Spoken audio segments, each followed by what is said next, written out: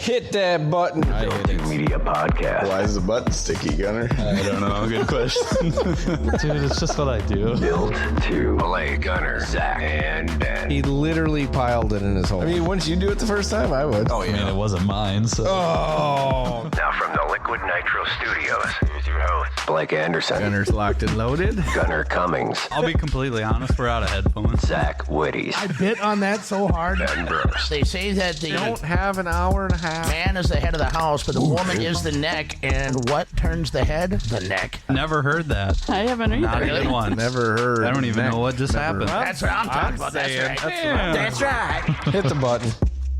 We back. Hi.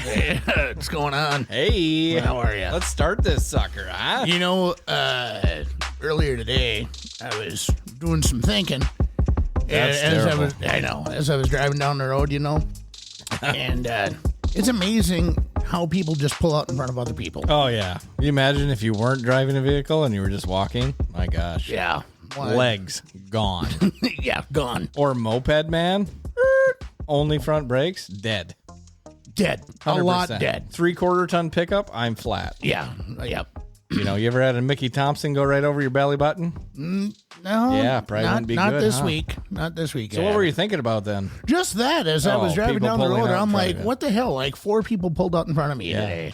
And it was like, gotta get ahead of the guy in the truck. That is a great segue into our next and guest. what we have going on here. Because I guarantee running from the back to the front, he's had some people pull right the F out in front of him, I bet. I bet. Yeah. Yeah. Give the Yeah. old chrome horn a little toot toot. Right then is when he decides to take some people down the slide. Job City.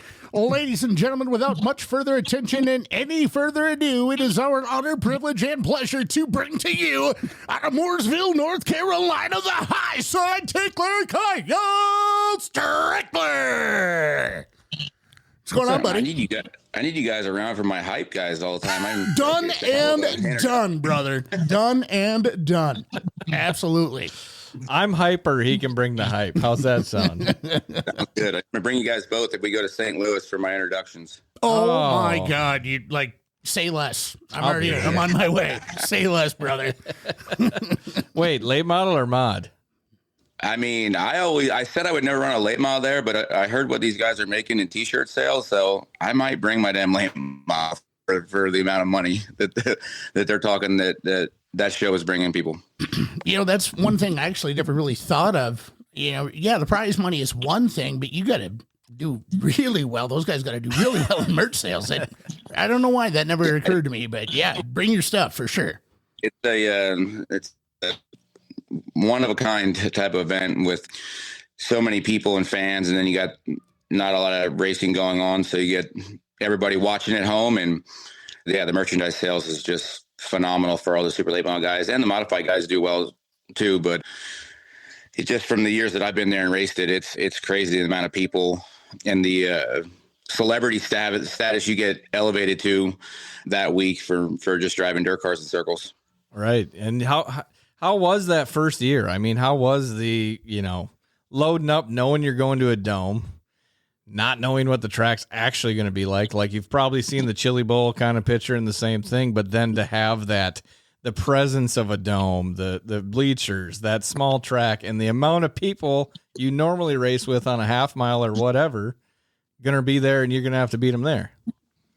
Yeah, the very first year they had it, I watched at home, and I'm like, damn, I thought it was gonna be a shit show, but it actually was like I said, one of a kind, and it turned into getting bigger and better every year, and one hell of an event, and just being centered right there in the middle of the city. There's so much stuff to do afterwards. You can go out and hang out and drink cold beer and hang out with all the fans and racers, and you really don't get that in sports and NASCAR and any of that stuff. So it's something I really enjoyed going and doing, and I think I didn't get to go do it this year, but I went to PRI instead. So I think next year we're gonna plan on at least taking a modified or maybe taking the late model this year. Hell yeah! Well, I'll steal the microphone from Ben Shelton just for you, Kyle. Absolutely, I'd be happy to. Yeah. You've had a great 2025 so far. You got that cowboy hat handy that you won? I'm actually using the fake bags of money they give you to prop my phone up to do this interview right now. That's great. That's great. the success in Votto, that had to be just kind of a whirlwind for you to go out there and then turn around and head to Volusia. Huh? Yeah, that I didn't realize, like, you look at the map and you're like, okay, it's not that far. And then you start driving out there and you're like, holy shit, this is a long way out. That's the farthest I've ever drove to go to a race. Like, I've raced in Vegas and in North Dakota and everything, but I've always flown out there. So I've never had to drive straight one way. Or if we were out to see G-Man one time, but then we stopped a bunch on the way back. So it broke it up. It didn't make it feel as long, but it was like 28 or 30 hour drive out there from North Carolina to Votto, and beautiful facility. Royal's done an awesome job. And I talked to him a bunch. I didn't realize how much thought and planning he put into that track. I was talking to Bloomquist and talking to other racers and seeing which way the wind blows most of the time and where the sun rises and sets and all that shit that matters after you can't change once you get the racetrack built. He's done a phenomenal job with placing the bleachers in a way that it's more of like a stadium setting. Yeah. It's down in a hole, and the grandstands aren't flat. They're, rounded so that anywhere you're sitting, you can kind of see the people aren't blocking your view. So yeah, it's, like I said, awesome facility. And to go out there my first year and be successful like we were speaks volume about, our CDR K Dillard race cars, and G-Man want me to go run more of this US MTS stuff and being able to compete and, winning 2 races and winning the points championship out there and being able to bounce around from a hard tire to the UMP tire to a late model and be successful in all of them is something I really pride myself on. Well, I mean, I don't think there's anything you can't pride yourself on when you go third, first. I mean, and the points, like, to start off the year initially with a third. I mean, just a third in general. How long has it been since you've been in a modified from your last race to that first race on January 4th? Yeah, we ran the UMP modified at Volusia in the Rudiman Memorial and won that, and then pretty much just started up. I ran the late model, I think, the next week at Cherokee, and then had off for a couple of weeks and then just back at it again. So I was super proud of all the guys and everybody that went out there with us. And we had Trenton, we call my little Amish crew guy. So we had him with us. And then I had Fireball that used to hang around Bloomquist and one of his best friends. So he's been on the road with us too. And then G-Man and his guys, Tommy Lee and Tall Gordy. So it was, we had the whole family out there. I did tell Big Man, I said, there's 2 things for certain when we were running third every single night. I said, Big Man's going to find out what it pays to start the B main, and I'm going to figure out what it pays to start or to finish third. That's for sure. He had a few choice words for me in that comment. After that comment, I remember. I can picture you just saying that to him. Yeah, you're gonna find out what it's like, what it pays to start in the B main. Yeah. And G-Man had to weave a tapestry of curse words over your and all that. Oh, yeah. Sure. Yeah. Well, wasn't it the first night you won? So on the 10th, you won and he wrecked in the heat race while leading, wasn't it? Yeah. Did you tell him before that or after? Yeah, he figured there was going to be some team orders there or whatever. He was going to run blocker, but Jason Rickard is wondering if you're going to run full US MTS season this year. That's the plan. G-Man and I met with a bunch of people out there and had a lot of long talks on what his goals are and what my goals are and what I want to do for the future. And I mean, I enjoy driving race cars. That's what I do for a living. So whether it's a modified late model, I like driving. I'm going to run some Northeast modified stuff this year. I had a blast running the midget at the Chili Bowl last year. Like anything that I can get in, I really enjoy trying to widen my skill set or whatever. But I've never run for a USMTS title before, and it's something that I've always wanted to do. I mean, G-Man really wants to do. So yeah, to answer the question, that's the plan. We're going to try to run the whole national tour and go after the points title. How did it feel going out to Williston? I don't know if you ever raced there before, but when you went out last year and basically smoked them, how was that whole deal brought up, and how was your feelings after that win? Yeah, you would have thought that I won the Daytona 500 because the first year it got rained out, so we didn't get a chance to go there. So being G-Man's home track, and he was involved in the board that runs the racetrack, so it was really important for him and all his guys, and for me to be able to do that for him. And like I said, that's way foreign for me for all of it. So that's kind of like the home track for the Dakota Tour for G-Man, and with me driving for him, that's becomes my kind of home track too. So the first time ever being there to put on a show like we did and pick up the win, it meant a lot to me. And I had a lot of guys that were there to help, and he brought a bunch of people out, and just for us to be able to like I said, put a show on and win that race, that's what makes everything worthwhile. That's what makes all the long hours and money spent and time away from home. It makes it all worthwhile when you can have nights like that. Absolutely. One of your mentors or friends, Scott Bloomquist, you two pretty tight, obviously. And talk a little bit about the influence he had over your career, not in like setup calls, as well as just how you really present yourself, because I didn't realize that you guys were as close as you were up until recently. So, and a lot of what you do and how you present yourself, in my mind, is in the same vein as the way Scott presented himself, right? So how did all that come to be? Yeah, Scott was one of the ones I think that realized, not necessarily that, putting an act on for people or having this persona that you put out there. He realized how that was way before anybody else. It was kind of like the very first superstar in our sport, and the most polarizing figure in our sport by far. So before I even knew him, there was people that would come up to me all the time, or that knew him and knew me, and they would always call me the Scott Bloomquist of Modifieds, and that was before I even knew him.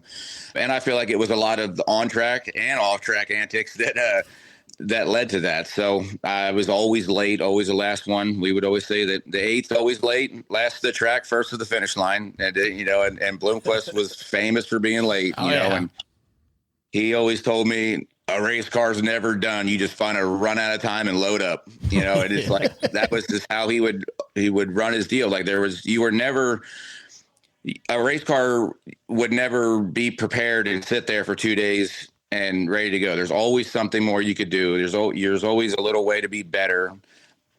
And I think that part of Scott's greatness was his will and drive to just be better than everybody else in all aspects. He believed that through and through, even till the day that he died. He thought that he was the baddest son of a bitch on the racetrack, that nobody was even close to him. And it's just his way of thinking about race cars, the preparation that goes into them, and his feel, how he describes things that he's feeling in the race car and how things work. He's the type of guy, when he opens your mouth, you just sit there and listen. Yeah. I can definitely see that all the way through. Yeah, the couple of interactions I had with him were just that, and we didn't even talk racing. It was like 2 o'clock in the morning outside of a bar in Daytona during speed weeks, and I just see him out there. I think we talked flying, but like you said, Kyle, it's just one of them deals when he starts talking, shut up and listen, because you don't know how much, A, you don't know how much time you're going to get, and B, you don't know what he's going to say, but you want to hear it. Yeah, and then, I guess that's kind of the shittiest part about him not being around, because, like, we were drinking at the races here, and I'm like, damn, this would be one of the times that I'd call Scott and just get on the phone at 3 or 4 in the morning drunk and just talk shit to each other. Like, he loved that. Like, Fireball has been gone with us, and he's like, man, that Scott would know who to call. We'd be driving home from a race at 3 or 4 in the morning, and he knew who was going to be up, and he'd call, and we'd talk the whole way home, and it would make the trip so much shorter. And there's times when you'd call him, if you call him during normal hours, there's like 99% chance he ain't going to answer his phone. But if you call him in the middle of the night, he'll pick up first ring and want to talk. But I'm very fortunate to meet him and be around him when I was. At first, I was kind of like, I want to say jealous or upset that I didn't know him in his heyday and his prime. But after thinking about it, I'm actually really glad that I met him when I did, because he was way more open to helping people then. When he was in his prime, the doors were locked and this guard was up, the shield was up, unless you paid hundreds of thousands of dollars, and he could 100% trust you, which he trusts very little people at those times. You weren't going to get any information, or the stuff you were going to get was going to be bullshit, misdirection, lies. He was very smart at knowing how to make money and who he was racing against and playing the game to go out there and win. Gambling was one of his biggest vices. And I was like, okay, you can go to the casino and you can just blow all the money you just made. And I said, how did you not, how is it not like the same as racing? He goes, when I go to the racetrack, that ain't gambling. That's guaranteed. And he literally believed that. Like, he would, gambling was like a challenge to him to win. It wasn't a challenge to go to the racetrack. That was like a guarantee to him. He was going to go there, kick their ass, and go home. That actually makes 100% sense, because even talking to like Ricky Weiss about it, like sometimes when they went, man, it was a lot of money. It wasn't just a little bit. It was everything. Yeah, and he would gamble until he was completely out of money. But when you're somebody that's like that, if you think about this, like Scott has been so successful his whole entire life, his whole entire career, that he almost didn't have a value. The value for money wasn't there. Like he started when he was 16, 17, moved here and started winning big races. The money was coming. Everybody wanted to help him. If he gambled away $100,000 and then needed new motors or new cars or a truck and trailer, somebody would pay for it. It would just be going to this guy, they would pay for it. So it's like you go through all this money and you don't even realize like how hard that would be if you weren't Scott Bloomquist to make that much money, And I've even seen it on my side. Like when we go late model racing, the amount of money that we'll spend is just astronomical. And I'm like, man, like I live in a $200,000 house driving $1 million truck and trailer around to go race dirt cars. It's like, that blows my mind. And it is crazy the amount of money that you can spend in racing, that if you didn't do this, like if I didn't drive race cars, I would, it's not like I'd have $1 million house that I would just live in, but I'm driving around a $1 billion race hauler to carry our dirt cars around, to go win, go win 10 grand. Yeah. Yeah, exactly. It's crazy. So like, I don't think that Scott, like it was the challenge of gambling, and everybody always said that like he lost all this money, but I don't think that like it really set in until the very later part of his career. Yeah. How much money he burned through, and I'm sure that he would wish he could have a lot of that back, but maybe not. I mean, he was one of them guys that just the little things didn't bother him at all. Like they would shut the power off in the shop, and he would just, well, hell with it, I'm going out to the beach. He would just go out and hang out on his beach and drink and watch the sunset, be happy, live one day at a time. He didn't, the little things didn't bother him. I mean, regardless, even there, Eldora, the last year he raced, you could still tell that there was people like, he's still a big influence regardless. Even now, I mean, there's still, you can't go anywhere without talking about him.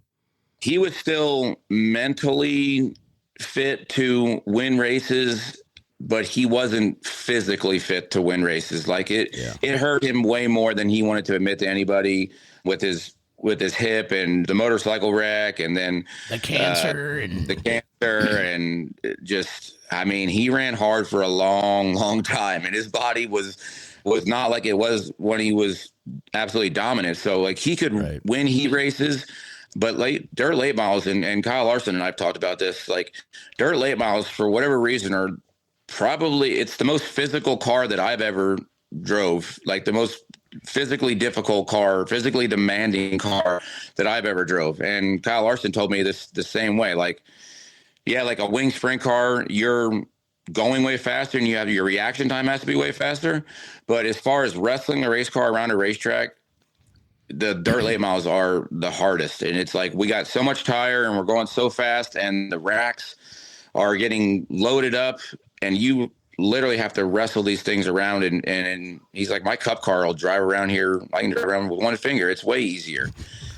So yeah, so I think that like Scott, they would wear him out and his feet would fall off the pedals and he couldn't feel his feet right. And it's just all that little stuff.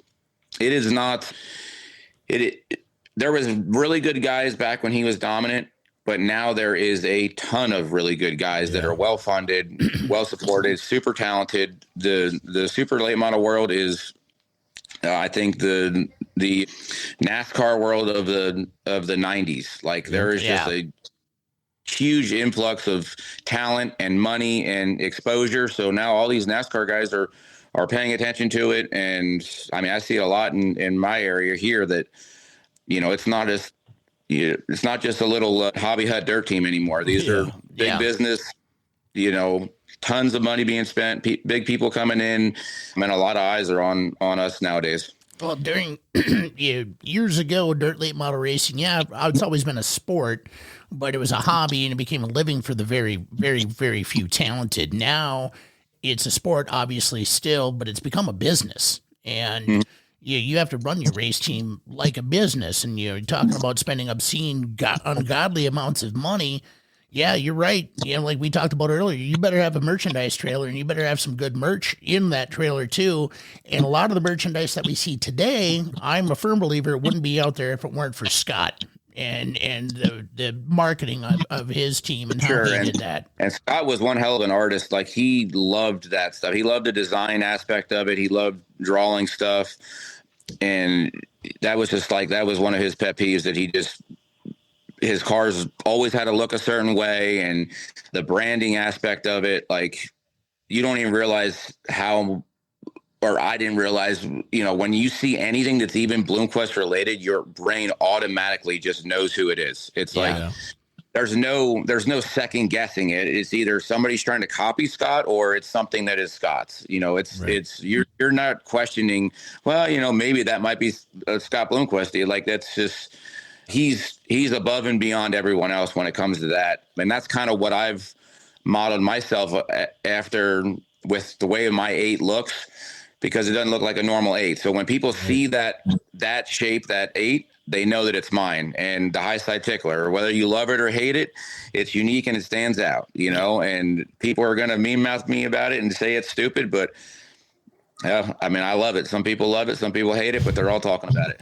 Yep. You love it, hate it. You still know it. That's the biggest thing. You know, there's no such thing as bad publicity that way. You know, Scott obviously had a pretty evidently and just historically had a really big influence on your career, as well as, you know, a few other drivers too. Just coming away from that now, do you think we'll ever see another guy like Scott? I'm not talking the driving ability, but you knew him personally, and he had a big effect on your life. I don't think so. I don't know. You might see somebody that accomplishes, you know, as much as he does at a certain track. I know JD's really close to like winning as many races as Scott has at Eldora, and you know, but I don't think you'll ever see somebody that has changed the sport or impacted the sport near as much. It's almost impossible to do nowadays. It's just, there's so many people that are in it now that it's just so hard to have that one guy. And it's so great to have the internet stuff now because it gets everybody out there, but there's no really, I guess, sense of mystery anymore. Like, oh yeah.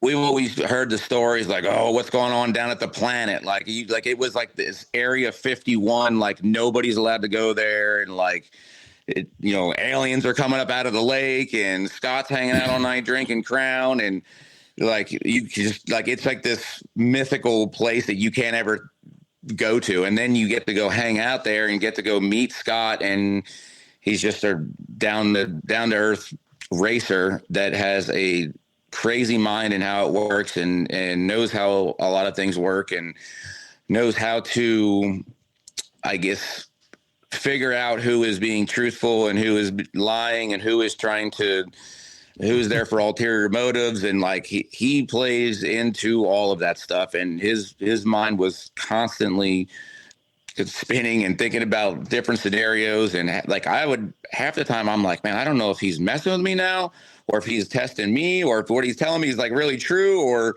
like, there was nobody else that was like, but yeah, I don't think that there'll ever be another Scott Bloomquist. There's a lot of guys that he has influenced like myself and tons of other racers across the board. But I don't think that there'll ever be anybody that's equal to him. Yeah, no, I agree. He's on his own category for sure. He's out on his own for sure. Absolutely. So talking about super late models, what's going to be, is that going to be in your back pocket, or are you just going to straight up USMTS it this year? So looking at the USMTS schedule, like there's going to be times when I'm on the road for a month and a half, and there's times when I'm off for a month. So we're going to do Volusia with the super late mod, which when we're done here, I'm heading back to the shop to get my mod stuff and my late model in the trailer and hopefully leave tomorrow to head to Volusia. We start there on Thursday, but we'll run Speed Weeks, the Gator Nationals, Dirt Car Nationals for the modified and the late model, and then come home. And then I think we have a week off and we'll go run USMTS stuff in Texas. But we're going to do all the Eldora races, hopefully with the late model. And then at the end of the year, probably Charlotte, because I think that I won't be able to do the mods at Charlotte this year because of the USMTS stuff, but hopefully I'll still be able to run World Finals. And then kind of, if there's some stuff around the house that I can go to with the late model, we'll try to go do that too. So keep everything here in North Carolina, and then we're going to have some Midwest bases as well to try to be able to keep some stuff. I know Whitworth is going to help us out some, and I think he's got G-Man's car that's in Oklahoma right now getting fixed, and then it'll be fixed up for that USMTS stuff. But yeah, so I'm sure it'll be busy. And then if I'm at home and don't have any race cars, I'm going to try to fly up to New York and run for Robert Bublek in that Northeast Modified that I ran last year, and just try to stay fresh. Yeah, that'll be badass. Gives now I have a reason to watch modifieds out there. Yeah, perfect. Yeah, the life on the road. You just touched on it a little bit. You're gone for a month and a half at a time. Thank God for FaceTime and video chatting, I suppose, so you can keep up with what's going on with your family at home. It's got to be both rewarding, but also incredibly difficult to spend that much time out on the road. Yeah, it is. And, you know, it's tough now with my kids getting older, and my son's 8 and my daughter's 14, which I just had to go to her high school orientation so that we got that handled. But yeah, it's tough. And I try to FaceTime with my wife and kids as much as I can, but it's, you know, there's times when you're on the road forever. And I mean, I really enjoy, I'd be lying if I said I didn't enjoy the road life. You know, I like having a mixture of both. I love being around other racers and people and having fun and hanging out and drinking beer with the fans and racing. Like, that's my passion. My passion is racing. But on the other hand, I wish that my kids could be there at the races, and you know, they love being there and watching it on TV. Fortunately, you can watch all the races now and kind of keep up to date with everything. But yeah, I just try to make the best of it when I'm home and when I'm on the road, and touch base with them as much as I can. And the things that sucks is, like, I can't physically be at some of his go-kart races. Like, he's racing at Millbridge or wants to do more of that, or he's playing football or playing basketball. And, you know, my daughter, before you know it, she's going to be in high school and driving and all this. It's just, time flies, and, you know, try to make the best of it. And it is what it is. Yeah. Well, how did Kyle Strickler start off? Like, where'd you start from? How'd you get into racing?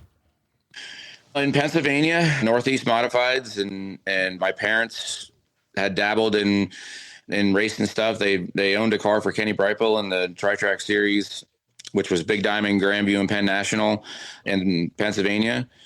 And then my dad wanted to go racing and had a Sportsman modified. And then when I turned 15, I got to try it out. And my old man said that that he was done then and put me in it full time and raced around there and worked at a bunch of engine shops and chassis shops in the Northeast. And my career really took off when I moved down south. I wish I would have moved down 10 years earlier. But yeah, like I moved here when I was 23, I believe, and hoping to work in some of the NASCAR teams and become a race car driver. So moved down south, got hired over the phone, and moved down south and worked at a fab shop, and then worked for my first job in racing for an actual team was David Gilliland's Hype Motorsports. That was a nationwide team at the time, or Busch Series team at the time.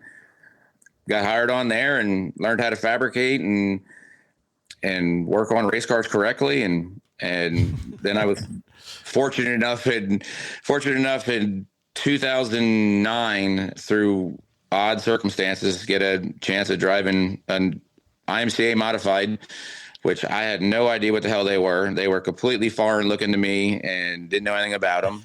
And Kevin Stowe actually was teaching at NASCAR Tech here in the engine department, and he was driving the car for the guy, and we went and tested, and Kevin went out there, ran some laps. He was wanting to move away, I think, and I jumped in it and had no clue about anything. And everybody was making a big deal about it. And they're like, "You just went faster than Kevin Stowe." I'm like, "Okay, is that good?" And they're like, he's won like a ton of modified races. He's won Super Nationals. I'm like, perfect. What's Super Nationals? I had no idea. And then I end up winning Super Nationals back to back. And I tell Stowe that story all the time, and it's pretty funny. But Stowe actually called the car owner, and he's like, "I don't know, I'm moving back home, but you need to hire that kid. He's got something special." And yeah, I guess the rest was history. We just started progressing and racing in the Carolinas here for 300 to win. Me and Nick Hoffman used to bang wheels and tear shit up for sure. We would two big fish in a small pond, I guess you could say, and we were at it and started just progressing through it and traveling out more and more and got it to where it is today. How far do you live from Nick? Like 10 minutes. All right. Yeah. All right. Yeah. Him and I have become pretty good buddies here lately. It's kind of come completely around. We used to hate each other, and now we're teammates, and I drive one of his cars for the UMP stuff. And yeah, there was a time when we wouldn't tell each other if we were running square tires or round tires, but we now we have an open notebook and work together. Well, that's awesome that you get a guy like that out on the road. I mean, you have to, I would consider you almost have to develop like a real family when you're out on the road racing with each other like that, because you're all each other has to a certain degree. Yeah, which is kind of crazy. Like when Nick and I both went late model racing is when we kind of, I guess, had mutual respect for each other, or kind of bonded over that. Like we would help each other on our late model stuff, and then it kind of progressed into working together, me driving one of his elite chassis and having a lot of success with it. I haven't lost the race with my car yet. It's won Charlotte at the end of last year, and then won that Rudiman Memorial too. So that's the car we raced at the Florida Speed Weeks, and then the Kate Diller car, which was another one of my buddies that we've been. We raced a bunch together and have similar humble beginnings, I guess you could call it, and kind of came up through and stayed buddies, and now running all of Kate's stuff on the USMTS stuff. And those cars are very, very fast as well. And we've had a bunch of success right out of the box with that too. So we got two really good modified chassis that we're running, and it's kind of, I don't know. I guess I wish that the modified stuff would go more like what the late model direction is as far as rules, like where it's one common rule package across the board, but it's so hard to do because UMP is so far out there compared to USMTS and IMCA and WSOTA and all the stuff that you have. It's just really tough to do with the different tires and all that stuff. But yeah, so you almost got to have a different chassis for every sanctioning you're going to go run. Yeah, it definitely gets tough. I mean, especially when you see a UMP car just in staging versus, if you parked a USMTS car next to a UMP car. Yeah. Instantly Yeah, can see I the mean, difference. But what's crazy, the crazy thing is like when they had 100,000 to win deal, like all us UMP guys were like, oh, dude, we are going to kick their ass. Like we're allowed so much more. We're way more lenient on everything. And they're allowed to, 2 inches more spoiler, but that ain't going to matter. We're going to be able to kill them. And it was not even close to what we thought it was going to be. We were barely faster when the track had grip and slower when the track was slick. So like at the end of the day, the race cars are very similar in speeds. And it frustrates me because of a lot of the egos of the sanctioning bodies and the rule makers that they're either specific to a tire brand, or they want their cars to look a certain way, or they want the other guy to change so their cars look more like their cars.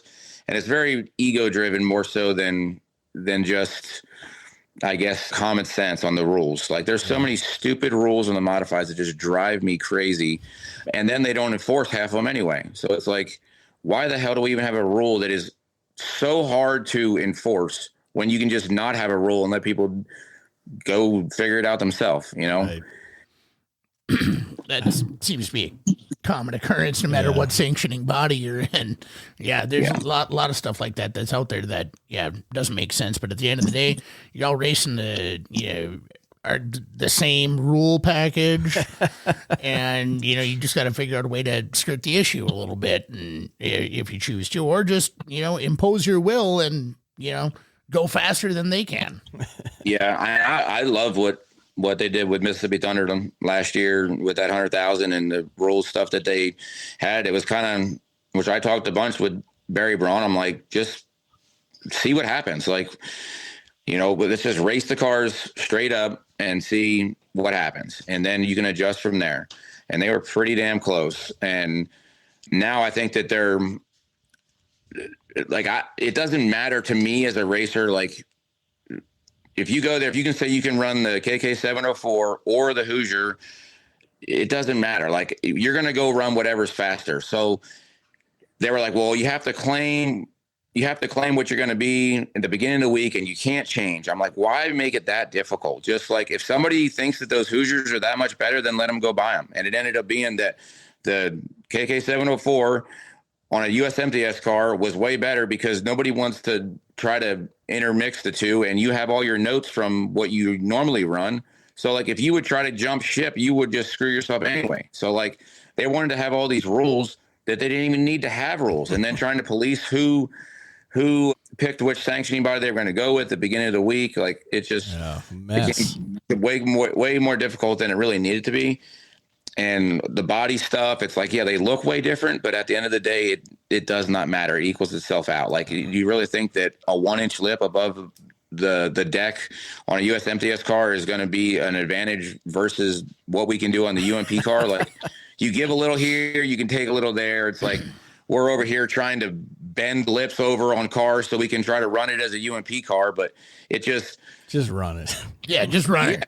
Like, I mean, that's where the pride and the ego, I think, that comes in. It's like, you have all these guys that are like USMTS lovers. They're like, hell yeah, that guy kicked the UMP guy's ass. And you have the UMP guys coming in saying like they want their guys to run good. So like, that's where the competition gets driven from. And you have these big races, and you can have a so-called king of the modifieds, race to where figure out who is really better. And that's why, like I said earlier, that being able to go back and forth and win in all of them is extremely satisfying. And that's what makes me feel really good about what I've been able to do, because not a lot of guys have done that. And I believe that I'm still the last person to do it in the same year, to win a big IMCA race, a USMTS race. And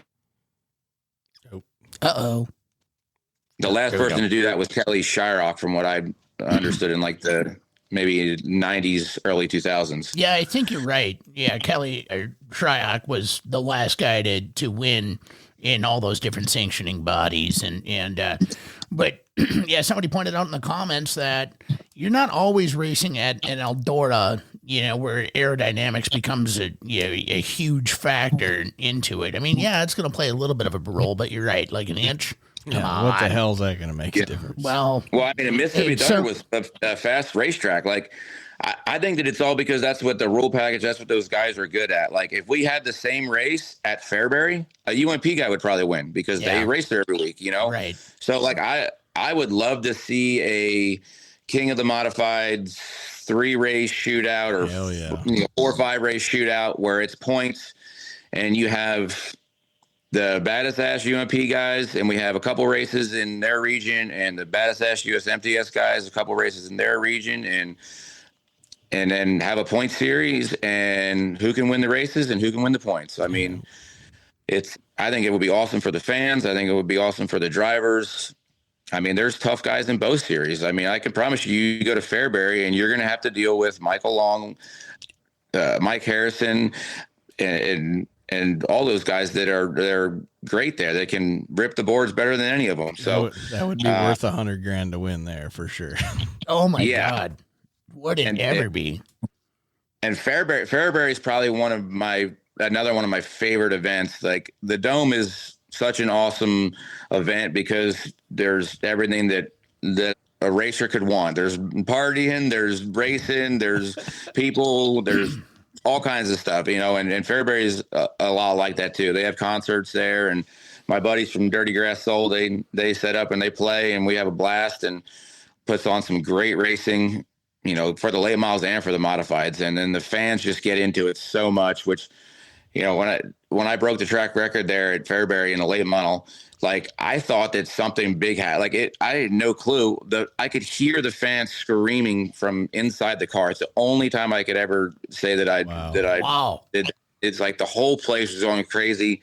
It's another one of those awesome events and awesome facilities that the whole town rallies around, and you ride your golf carts through town and no cops ever mess with you. There's a golf course and a golf tournament right there that turns into a beer drinking fest. And it's just a bunch of racers hanging out, having a great time, and you get a little bit of everything. So that's what I think that the future of this is, to where we got to keep doing things that bring in future racers and people enjoy, because if not, they're just going to sit at home and watch it on the internet broadcast, which is awesome that they're paying attention. But, we still got to have people in the stands and people out at the racetrack to buy T-shirts and keep the racetracks going. 100%. Well, the Dome, in I think my mind and a lot of people's mind, truly is a celebration of dirt track racing, of who we are, what we do, all that stuff. Fairbury, it's on my bucket list to get there. Oh my God. The Prairie Dare Classic. Good Lord. That looks like fun. Yeah. It is so much fun. It's one of the places where, like, you pulling in there, and, like, if you take the wrong turn, it's literally in a neighborhood. If you take the wrong turn, like, you'll get jammed up with the truck and trailer. Like, you have to turn in at the bank and go straight into the pit area, because it's literally like blocks. There's houses right outside the pit gate is a regular city block, and like there's houses on both sides there. It's just crazy. Like, you ride your 4-wheeler up to the Casey's 2 blocks from the racetrack. That's so sweet. It reminds me a little bit of Knoxville that way too. Yeah. I mean, you make a wrong turn to Knoxville, you're in somebody's front yard, really. If you put one of those push and flips out over the fence, you can end up in the dingus parking lot. Yeah. Push and flip is a swear word down there. I found that out the hard way. It is too. I tell them all the time. They call us the $1 million mud buses or whatever. Yeah. Taxi cabs, all that crap. Yeah. I said, we went to the moon in 1969. You still got to push start those damn things. I'm stealing that. I'm absolutely stealing that. Kyle, I don't want to keep you too much longer. On the Built2 Media Podcast, we have what they call the 2-minute questions. Well, what we call 2-minute questions. So we're going to do this so you can get on the road and get your shit packed and go play video games, because we all know you're probably a Minecrafter. I could see it. Probably not. We're going to play Word of Outlaws probably with my kid at Millbridge. He does love that the racetrack he races at is on the game. But that's so awesome. I love it on iRacing too. I can go beat around on Cedar Lake. Like, that's where I go on Saturdays. So. Oh yeah. So what we're going to do, 2-minute questions. We're just going to fire questions off. You answer them as quick as you can, or just the first thing that pops in your head. Just throw it out there. We don't care. Whatever falls out of your mouth is what falls out of your mouth. If we feel like we need to ask you something about your answer, we will. But other than that, we just move on to the next one. All righty. So right off the bat, I'm going to ask you your favorite food ever. Steak. How do you get it cooked? Medium rare is what I prefer, but sometimes it upsets my little tummy and I might shit my pants. So I go with medium. Anything more done than medium, you're just doing it wrong. You should be, put in jail. Yeah, in my mind. I agree 100%. Yeah, I'm pretty sure it's in the Bible. Medium rare to medium is the only way to cook a steak. Yeah. My girlfriend asked me to cook a steak medium well one time, and I almost broke up with her. Rightfully so. Favorite track? Eldora. Definitely Eldora. If you could design a racetrack, so for example, Fairbury's concession stand, Eldora's racing surface, Charlotte's bleachers, that way, what would it be? I'd probably say Eldora's location, Fairbury's like surroundings, pit area and surroundings. I'd almost say like somewhere in I don't know. Eldora doesn't race as good as I wish it did. I've had some awesome races like Britt at Hancock County Fairgrounds, like some places, 141, these places that get slick, and Marshalltown's another one that like Midwest dirt where it gets slick to a big cushion. That's badass for me. Like it puts on great racing. Fairbury can be a little too small for that sometimes, but also elbows that type of racing. I love Eldora. It's still my favorite racetrack, but so many times nowadays it turns into aero racing. And That's actually. What about concession stands, though? Yeah, I want to know what I'm eating. Eldora does have great concessions. And it's cheap. Yeah, they do, and they're reasonably priced too, which is cheap. always Yeah.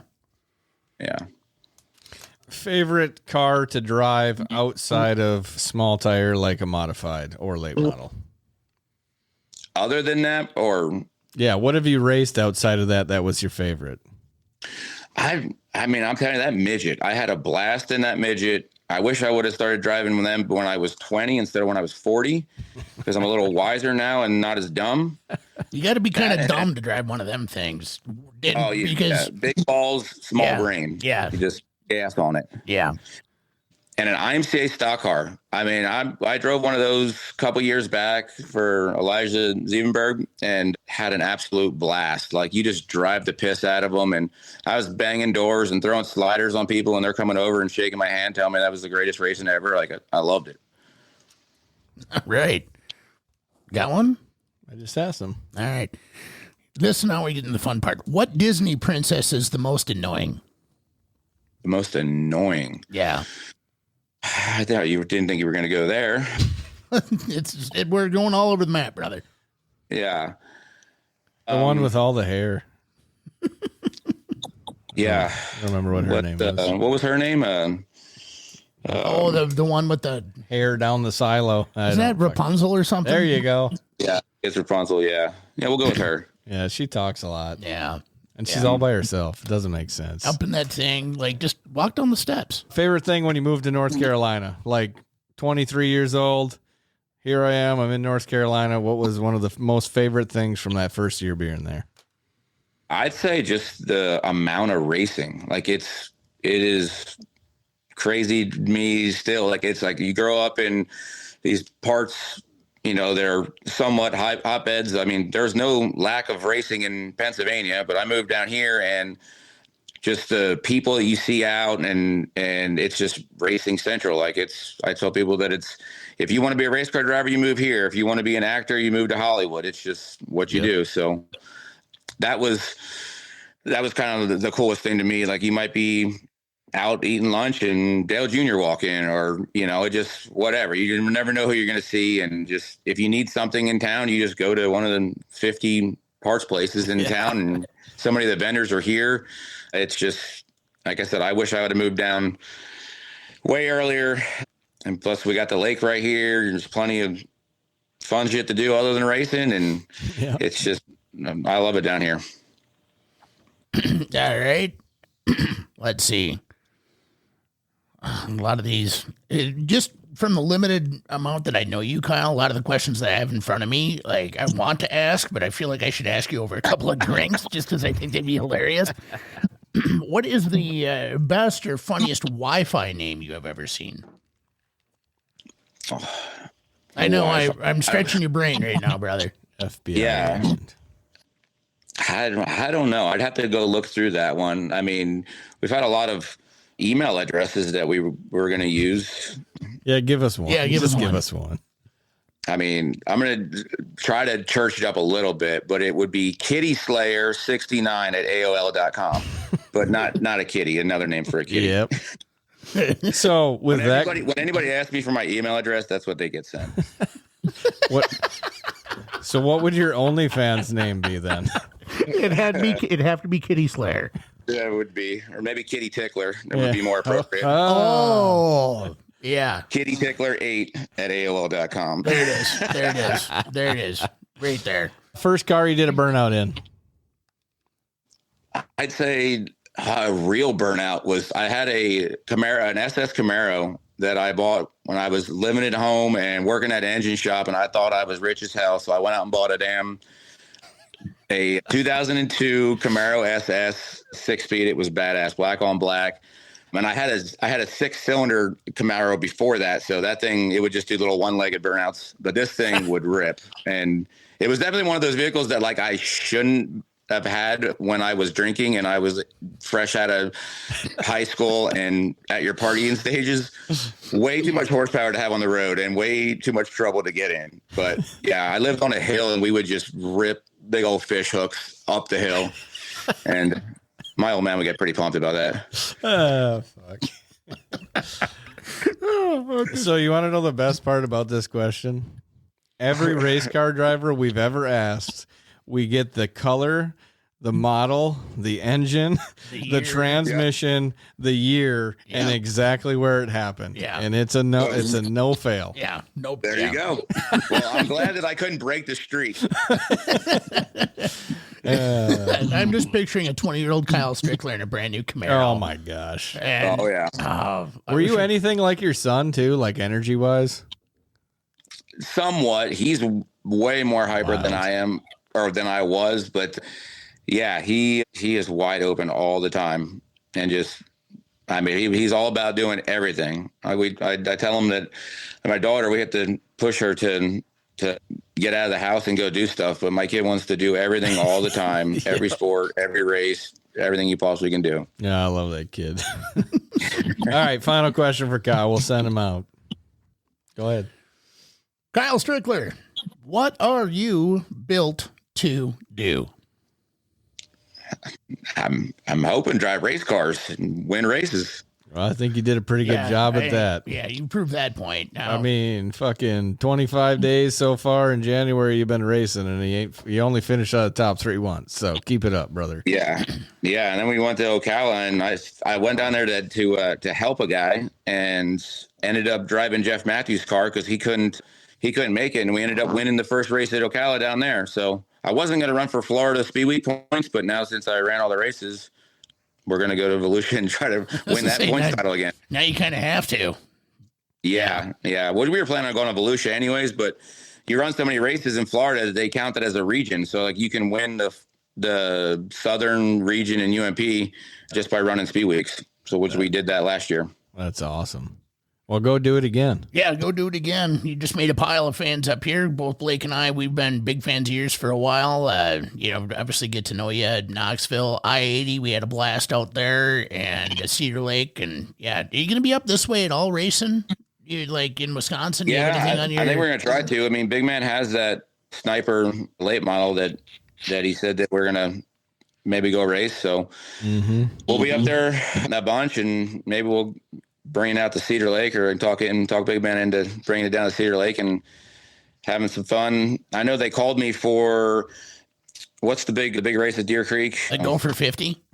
The Gopher 50. They called me for that, trying to see if I was going to run a late model or a modified. And so I think we'll definitely be there with the modified, but maybe we can figure out something to get my late model up there as well. So definitely enjoy going up in that area and having fun. Great fans up there, and they love to drink beer and have a good old time. Hell yeah. Hell yeah. Well, thank you again for your time. We appreciate it. We know any professional race car driver right now is on an incredibly tight schedule for you. So for you to give us an hour of your time, we wholeheartedly appreciate it. Sir. You know, we've both been big fans for a while. Can't wait to see what you're going to do here going forward for the rest of 2025, how you're going to push your limit. I mean, you already set the bar pretty freaking high, Kyle. I don't know if you realize that or not. I mean, you know, you didn't get off the podium but once, but again, thank you so much. Go ahead.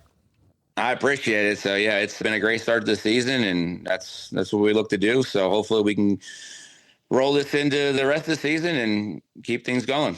Well, good luck. Stay in touch. We definitely would love to have you on again. Maybe, you know, after you finish on the podium 5 more times in a row or something like that. Anytime. Once we get on the road, we have a lot of downtime too. So I'd love to get back on. Oh, perfect. You can be our roving reporter. Sounds good. All right. Thanks, Kyle. Thank you, Kyle. We appreciate you. Appreciate it, guys. Yep. See you ya. soon. See ya.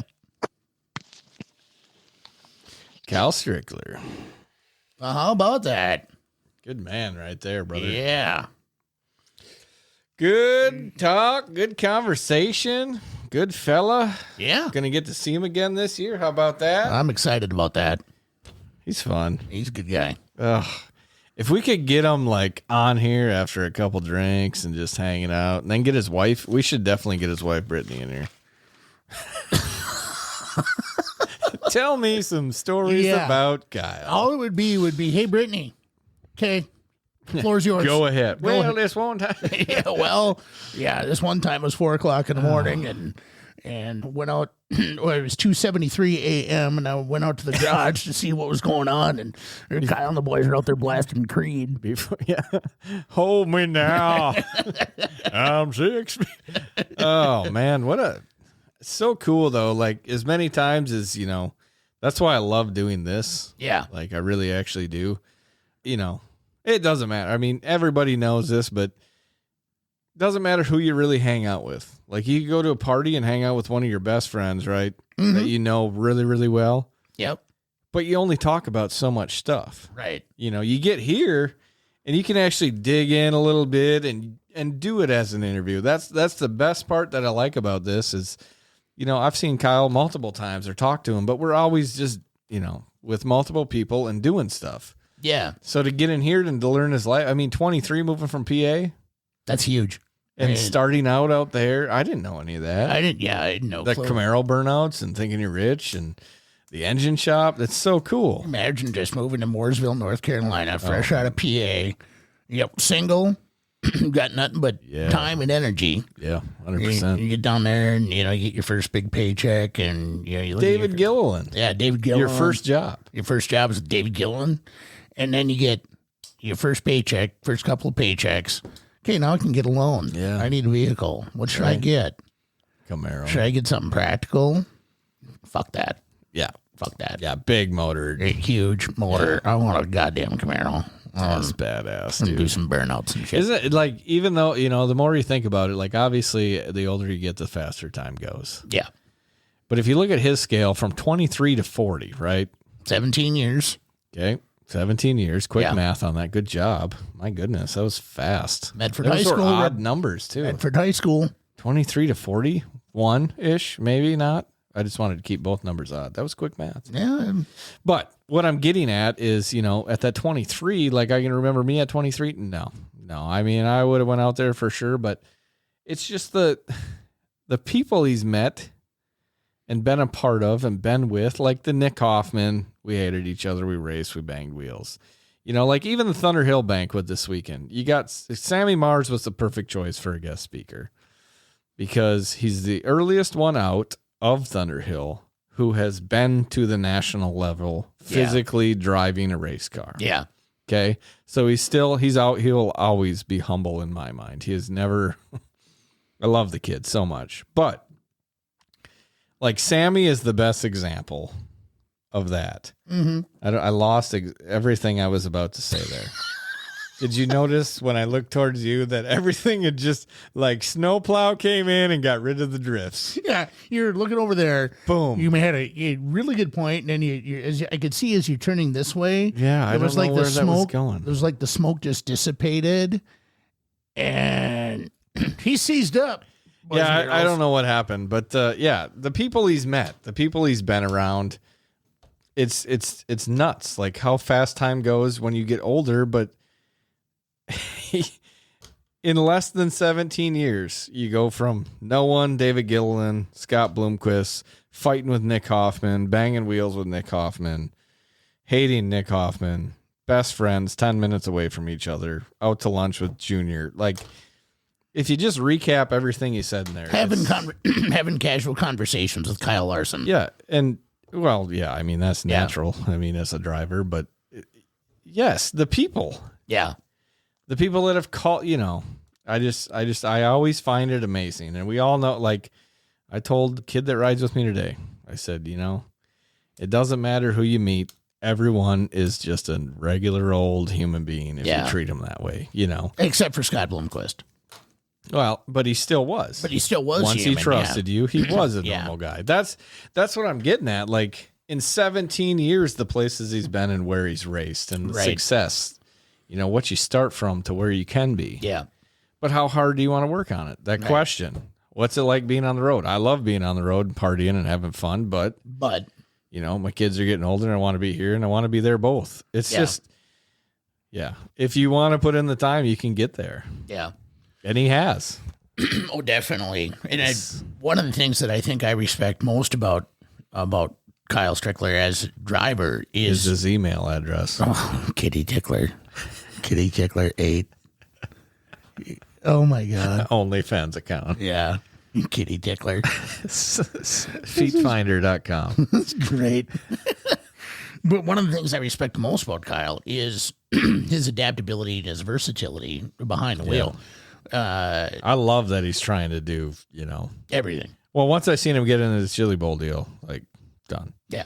Like, you're doing the right steps. Right. And it's not because it was midget, okay? Fans, all right? It's not because it was a sprint car related thing. I actually wouldn't even go in there in my brain. No. I'm just saying if anybody wanted to call me out on that. I'm just saying the versatility that he is trying to gain. Like, torsion bars and in the rear and coils with shocks in the front will teach you a lot of things that you didn't know. Yeah. It's just that aspect. And at 40, he's, I didn't get to ask him that question, but I mean, besides a couple more wins or maybe a second place, I couldn't see a way to start your year off any better than that.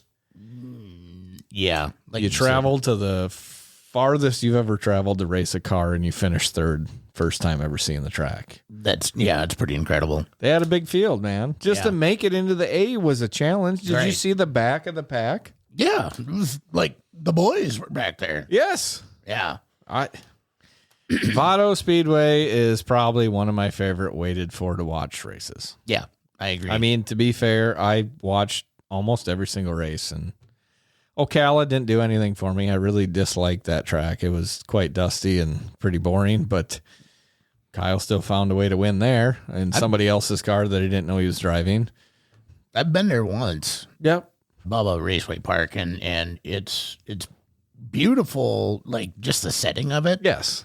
It's really pretty. But then when I went up, it was rain out, so I went up and looked at the track, and Timmy Creedy happened to be standing there. I said, Timmy, how do you get around this place? He goes, fuck if I know. Yeah. Uphill on the back stretch, downhill into 3. Right. And it's because the racetracks, I think, just in general, will throw something at you with their unpredictability. Oh, yeah. Especially down there. I mean, I don't give a shit what anybody says. The tide has influence over the racing service. Yeah. So crazy. Yeah. Should we take this party over to TikTok? What do you think? Yeah, I believe so. Hey, Jordan Langer, how you doing? Hey, Jordan. Oh, he has some stuff for us. What did you guys think of that? I mean, before we get out of here, what did you guys think of the interview with Kyle Strickler? I thought it was great, to be honest. You seen me on the live, Jeremy? Yeah, I had to give Ricky Brockmiller a shout out. I was told and demanded to go do it. So somehow I ended up winning, and Tricky Ricky got his shout out. Yeah, you want to know the worst part? Chad was part? just about to thank me for all the help and stuff out there at Thunderhill, this year. And I literally just bluntly interrupted him, said, I want to give a shout out to Ricky and Peyton Brockmiller. That's fine. And it was like, oh, But you're also you were saying? but you're also the type of guy, Blake, where Yeah, I don't need it. yeah, you don't need. I appreciate it, but Right. Yeah, you don't need that sort of thing. Also, I would have considered that a little bit of an opportunity for comedy too. Like, I tried. He tried to get me to do it. You want to get up here and give a speech? I mean, there's 400 fucking people. right. Like, yeah, I'll give a speech if you really want me to, but first off, hey, Ricky. You know what I mean? Yeah. Like, I had a job to do, okay? Thanks Right. for the free hat. Right. Yeah. And for me, you're looking at, the accolade of being, I guess, who we are. And Kyle touched on a little bit at, when he said he was at the Dome, you really get elevated to celebrity status. And that's a good point, Jeremy. Good point. I'll reach out to, I think I have Colton's number. I can text him.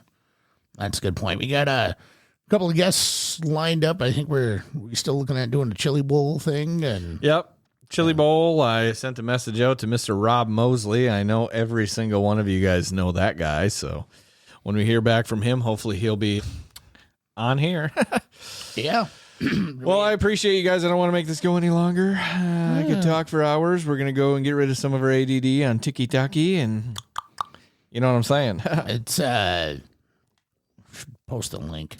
Appreciate all you guys coming in. Hey, thanks a bunch, everybody. We love you. We appreciate you. We'll see you on down the road. Rice Lake Speedway Awards Banquet is this Saturday night at the Elks Club in Rice Lake. Yours truly will be the MC up there. Presented by Built2 Media.